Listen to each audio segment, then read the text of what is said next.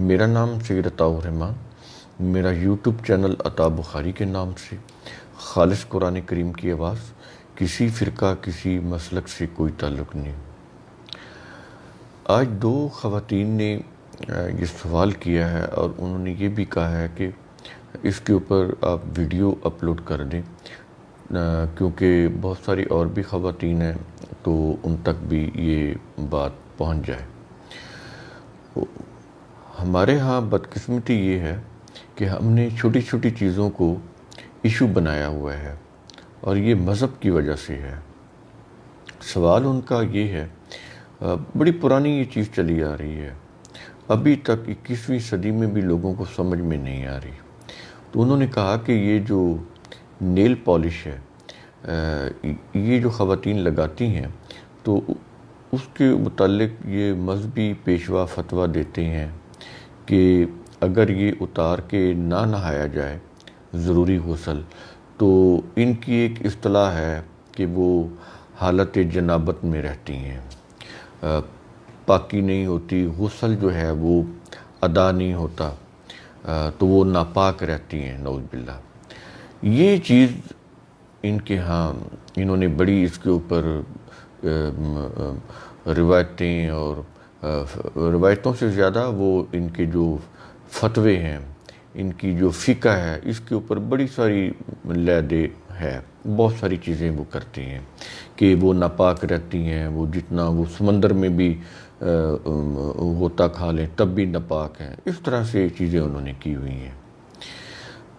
پہلی بات تو یہ ہے کہ یہ جو نیل پالش ہے اس کے لگانے سے وہ جو ایک جو عام چیز ہے نا کہ وضو نہیں ہوتا، پہلی بات تو میں آپ کو یہ بتاؤں کہ پہلے ہم وضو کر لیں پھر ہم غسل کی دیکھ لیتے ہیں، کیونکہ انہوں نے قرآن کا جو لفظ ہے نا غسل، اس کی جگہ پہ انہوں نے وضو بنایا ہوا ہے۔ قرآن کریم کے اندر وضو کا لفظ ہی نہیں ہے۔ میں نے پہلے ایک دفعہ ویڈیو کیا تھا، اس میں میں نے آپ کو تفصیلاً بتایا تھا کہ قرآن کریم کے اندر لفظ غسل ہے، وضو نہیں ہے۔ انہوں نے غسل کے پیرلل اس کے بالکل اس کے مقابلے میں یہ وضو لے کر آئے۔ اب یہ دیکھیں سورہ المائدہ کی آیت نمبر 6 ہے، اس کے اندر جب وہ صلاۃ کے عمل کی بات ہوتی ہے، اقامت صلاۃ کی، تو وہاں پر یہ لفظ آتا ہے فغسلو، فغسلو، دھو۔ غسل کا مطلب ہی ہوتا ہے دھونا، نہانا، دھونا، تو فغسلو یعنی اپنا منہ دھو اور اپنے یہ جو کونیوں تک بازو ہیں یہ دھوئیں،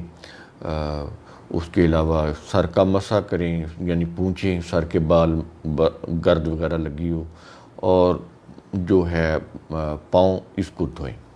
یہ چیز اس کے اندر غسل کے تحت بتائی جا رہی ہے، وضو کا لفظ نہیں ہے قرآن کریم کے اندر۔ اب انہوں نے کیا کہ انہوں نے چونکہ ہر چیز کی ایک مذہبی اصطلاح وضع کی ہوئی ہے، ٹرم وضع کی ہوئی ہے، صرف ٹرم کی حد تک نہیں ہے کہ انہوں نے مذہبی اصطلاح وضع کی، اس کو پھر جو قرآن کا جو حکم ہے، جو ایک ڈائریکشن ہوتی ہے، اس کو پھر بہت بلند بڑھایا ہوا ہے، اس سے آگے بہت بلندی پر لے کے جاتے ہیں۔ پہلے ایک قرآن کے جو الفاظ ہیں وہ لیتے ہیں، اس کی وہ اپنے ٹرم بناتے ہیں، اصطلاح بناتے ہیں مذہبی، پھر اس مذہبی چیز کو اتنا بلند کرتے ہیں کہ اس کے سامنے قرآن کی وہ بات بھی وہ نیچے چلی جاتی ہے، یہ اتنا اوپر لے کے جاتے ہیں اس مذہبی ٹرم کو۔ میں آپ کو ایک چھوٹی سی مثال دیتا ہوں کہ جتنے بھی فقہ ہیں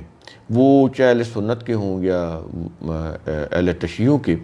اہل سنت کے حنفی ہوں، حنبلی ہوں، مالکی ہوں، شافعی ہوں، اور ان کے اسماعیلی ہوں یا اثنا عشری ہوں، کوئی بھی ہوں، ان سب کے نزدیک ایک اصول ہے کہ ایک چیز قرآن کے اندر ہے اور ایک چیز حدیث کے اندر ہے۔ کسی چیز کے متعلق یعنی قرآن کی آیت ہے اور اس کے اوپر حدیث بھی ہے، تو لیکن دونوں کا مفہوم آپس میں مختلف ہے، ٹکرار ہے، تو یہ کہتے ہیں کہ کسی طریقے سے ان کے مفہوم میں تطبیق پیدا کر دو، یعنی ریکنسائل کر دو، ان کو آپس میں ان کے اندر موافقت پیدا کرنے کی کوشش کرو۔ اگر نہ ہو اگر نہ ہو، یعنی قرآن کی آیات کو کھینچ تان کے اس کے مفہوم کو حدیث کے مطابق لے کے جائیں، اگر وہ حدیث کے مطابق پھر بھی نہ جائے تو پھر ان کے ہاں مسلمہ قانون ہے فقہ کا، فقہ کی بنیاد اسی کے اوپر ہے، وہ یہ ہے کہ پھر قرآن کی اس آیت کو منسوخ سمجھا جائے گا اور حکم جو ہے وہ حدیث کے مطابق کیا جائے گا۔ یہ سب جتنے بھی یہ اہل حدیث ہوں، اہل الرائے ہوں، اہل فقہ ہوں، حنبلی، شافعی، مالکی اور ادھر اسماعیلی، اثنا عشری، کوئی بھی ہوں، 12 اماموں کے ماننے والے کوئی بھی ہوں، سب کا یہی اصول ہے، اسی اصول کے اوپر ان کی فقہ مرتب کی ہوئی ہیں، اسی کے اوپر ان کی شریعتیں چل رہی ہیں، اسی وجہ سے وہ پھر قرآن سے ان کو اوپر لے کے چلے جاتے ہیں اپنی فقہ کو۔ ایسے انہوں نے یہ جو فغسلو ہے، یہ جو لفظ ہے، اس سے اوپر لے کر گئے غسل، وضو کو اتنی انہوں نے اتنی اہمیت دی کہ غسل پیچھے چلا گیا۔ جیسے انہوں نے روایات کو اتنی اہمیت دی کہ کہا کہ قرآن جو ہے وہ مبہم ہے، غیر واضح ہے، ناقص ہے، نامکمل ہے۔ اگر یہ روایات نہ ہوں تو، یعنی یہ روایات ہوں تو پھر قرآن مکمل ہوگا، اگر یہ روایات نہ ہوں تو ان روایات کے بغیر، حدیثوں کے بغیر قرآن نامکمل ہے، ناقص ہے، مبہم ہے، غیر واضح ہے، مشکل ہے، سمجھ میں نہیں آ سکتا۔ یہ اتنی چیزیں انہوں نے کی، پھر جا کے وہ بنی ہے وہ روایات کی قدر و قیمت، اور ان کے متعلق جو بھی آج عقیدت بیٹھی ہوئی ہے لوگوں کے دلوں کے اندر، وہ 1000 سال لگا ہے انہیں اس عقیدت کو بٹھانے میں۔ ایسے ہی قرآن کا یہ جو لفظ ہے نا فغسلو، یہ جو غسل ہے، اس سے اوپر وضو کو لے کر گئے، اور اتنا اوپر لے کر گئے کہ قرآن نے غسل کے متعلق کہیں نہیں کہا کہ تم نے غسل کیا ہے تو اگر تمہاری کوئی گیس خارج ہو جائے تو تمہارا غسل ٹوٹ جائے گا، بالکل نہیں کہا قرآن نے۔ لیکن یہ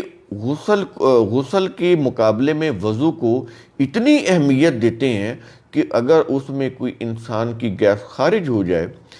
تو وہ کہتے ہیں وضو ٹوٹ گیا، وضو دوبارہ کرو، حالانکہ اس کا ان منہ کے ساتھ، ناک کے ساتھ، ہاتھوں کے ساتھ، پاؤں کے ساتھ کوئی تعلق ہی نہیں ہے گیس خارج ہونے کا، لیکن انہوں نے اس کو اہمیت دینے کے لیے یہاں تک چلے گئے۔ ایسے ہی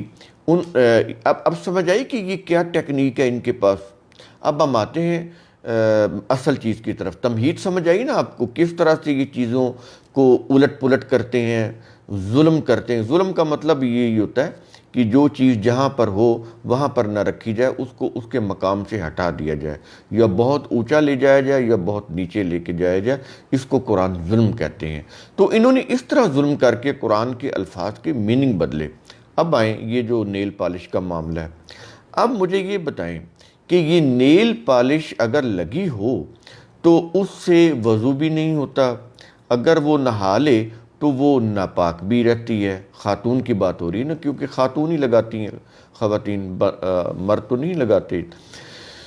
تو میرا ایک، آپ غور کریں تھوڑی سی آپ، کہ یہ جو غسل کا حکم ہے کیوں دیا جاتا ہے؟ اس لیے دیا جاتا ہے نا، قرآن کے تو ہر حکم کے اندر ایک لاجک ہے۔ لاجک کیا ہے کہ قرآن یہ کہتا ہے کہ جب تم صلاۃ کا عمل کرنے لگو تو اس کے اندر، جب صلاۃ کی میٹنگ کے لیے تمہیں بلایا جائے اجتماعی میٹنگ کے اندر پبلک کو، تو یہ نہ ہو کہ تم گندے کپڑوں کے ساتھ، میلے کچیلے پسینے کے ساتھ تم آ جاؤ، اور اگر بیوی کے ساتھ ہم بستری کا معاملہ ہے تو اس میں بھی تم نہا دھو کر پاکیزہ ہو کر آ جاؤ۔ کیوں کہ اس عمل، یہ جو عمل ہوتا ہے ملاپ کا، جو عمل ہوتا ہے میل اور فیمیل کا، اس کے اندر پسینہ بھی آتا ہے، پرسپائریشن بھی ہوتی ہے، اور اس کے اندر وہ جو مادہ ہوتا ہے وہ ہاتھوں کو ٹچ بھی ہو جاتا ہے۔ تو اس لیے کہا گیا کہ دھو کے، صاف ہو کے تم غسل کرو، اس کے لیے غسل کا حکم دیا گیا ہے۔ اچھا، اگر یہ اس سینس کو ذرا سمجھ لیں کہ یہ کیوں کہا گیا ہے کہ وہ جو بھی مادہ ہے، جو بھی پسینہ ہے، مادہ ہے، وہ ہاتھوں پہ یا جسم کے حصوں پہ لگ جاتا ہے تو ان کو دھو لو، یہ غسل کر لو، نہا لو، دھو لو، یہی ہے نا چیز۔ اب اگر کسی فیمیل نے نیل پالش لگائی ہوئی ہے تو اس کے ناخن کے اوپر تو وہ نیل پالش کا جو ایملشن ہوتا ہے، وہ ایک پرت ہوتی ہے، ایک لیئر ہوتی ہے، طے ہوتی ہے، وہ اس کے اوپر آ گئی۔ اب اس کے ناخن کے اوپر تو وہ کوئی مادہ، کوئی پسینہ، کوئی چیز نہیں لگی، تو پھر اس ناخن کے اوپر جب وہ چیز نہیں لگی تو یہ ناخن تو خراب نہیں ہوا، اس کے اوپر تو وہ جو نیل پالش لگی ہوئی ہے، وہ جو تہ لگی ہوئی ہے، اس تہ کے اوپر اگر کوئی پسینہ لگا ہے یا کوئی مادہ لگا ہے تو وہ تو نہانے سے وہ دھل جائے گا۔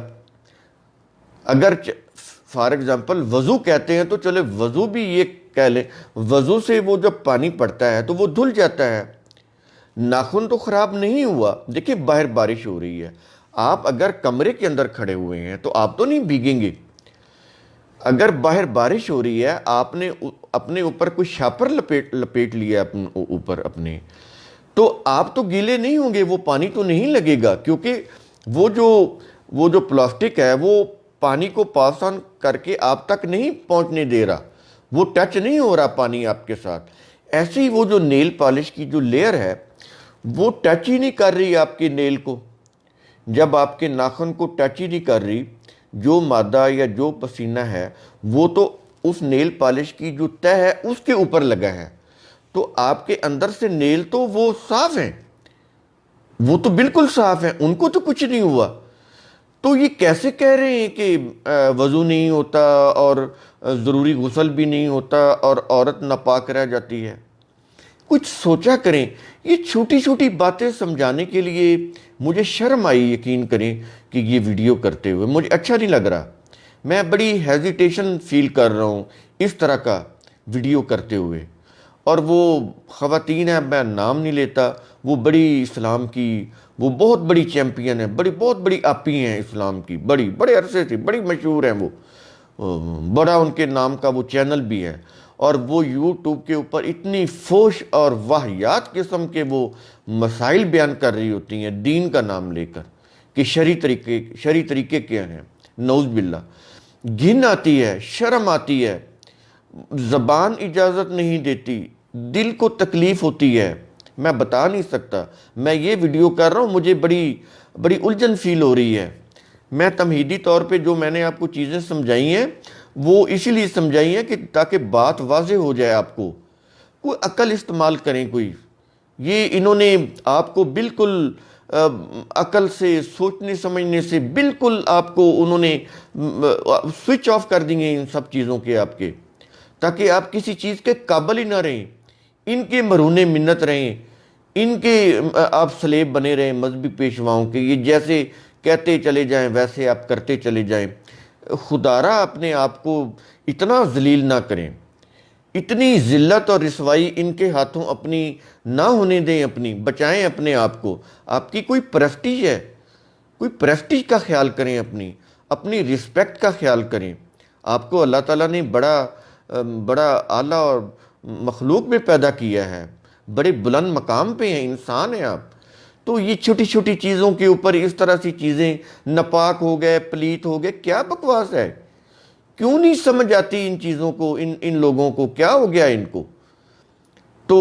خدا را اپنی عقل استعمال کیا کریں، کچھ سوچا کریں،